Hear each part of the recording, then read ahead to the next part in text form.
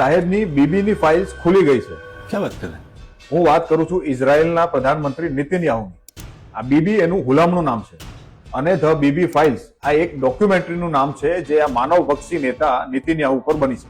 આ ડોક્યુમેન્ટરીમાં બતાવવામાં આવ્યું છે કે ઇઝરાયેલના સૌથી મોટા દુશ્મન હમાસને ફંડિંગ કરનાર બીજું કોઈ નહીં પણ આ નેતન્યાહુ પોતે છે। અને આ માહિતી ઇઝરાયેલના ઉચ્ચ અધિકારીઓ અને પોલીસ દ્વારા નેતન્યાહુની કરાયેલી 1000 કલાકની પૂછપરછના વિડીયો પછી બહાર આવી છે। આ 1000 કલાકનું વિડીયો રેકોર્ડિંગ કોઈ અજાણ્યા માણસે જો આ ડોક્યુમેન્ટરી બનાવનાર પ્રોડ્યુસર વેલિસ ડિબ્નીને ના વેચ્યું હોત તો આજે આ માહિતી બહાર નીકળી પણ ના હોત।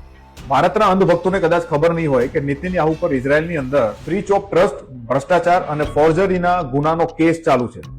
અને આ 1000 કલાકની પૂછપરછમાં એક વાત નીકળીને બહાર આવે છે કે 2018 થી લઈને 2023 સુધી લગાતાર રાફા બોર્ડરથી આ નેતન્યાહુ દ્વારા હમાસને ટેમ્પો ભરીને દર મહિને લગભગ 300 કરોડ રૂપિયા જેવી રકમ 5 વર્ષ સુધી મોકલવામાં આવે છે। અને આ વાતનો વિરોધ કરતા ઇઝરાયેલના ડિફેન્સ મિનિસ્ટરે પણ રાજીનામું આપી દીધું હતું અને કહ્યું હતું કે નેતન્યાહુ જ હમાસનો રક્ષક છે। જ્યારે કતારે આ પૈસા આપવાની અને આ પ્રોસિજર ચાલુ રાખવાની ના પાડી દીધી ત્યારે નેતન્યાહુ મોસાદના 2 ઉચ્ચ અધિકારીઓને પોતાનો સહી કરેલો ડોક્યુમેન્ટ મોકલે છે અને કહે છે કે આ ફંડિંગ રોકાવું ના જોઈએ। અને આ જ ડોક્યુમેન્ટ આ ડોક્યુમેન્ટરી ફિલ્મમાં બતાવવામાં પણ આવ્યો છે અને એટલે જ આ ડોક્યુમેન્ટરી ઉપર નેતન્યાહુએ ઇઝરાયેલમાં બતાવવા પર પ્રતિબંધ મૂકી દીધો છે। અને નેતન્યાહુને પોતાના ઉપર ચાલતા કેસના કારણે જેલમાં ના જવું પડે એટલા માટે જ કહેવાય છે કે એણે ઇઝરાયેલે આ બધા યુદ્ધ શરૂ કરી દીધા।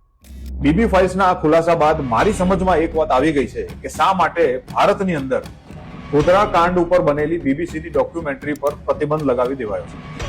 અને બીજી વાત એ કે શા માટે 2014 પછી નોટબંધી થયા બાદ પણ અને હમઝા જેવા ભારતના એજન્ટો પાકિસ્તાનની સરકારમાં હોવા છતાં પણ ભારતની અંદર આતંકવાદી હુમલા બંધ નથી થઈ રહ્યા। શા માટે ભારતની અંદર આતંકવાદીઓને બેઠા બેઠા હજારો કિલો આરડીએક્સ ઉપલબ્ધ થઈ જાય છે? શા માટે આતંકવાદીઓને પહેલગામનો અટેક કર્યા બાદ સેફ પેસેજ મળી જાય છે? અને શા માટે એક પણ આતંકવાદીને પકડીને જાહેરમાં હજુ સુધી લાવી નથી શકાતું? આ બીબી ફાઇલ્સના ખુલાસા પરથી તમને શું ખબર પડી એ અમને કોમેન્ટ કરીને જરૂર જણાવજો। જય હિન્દ।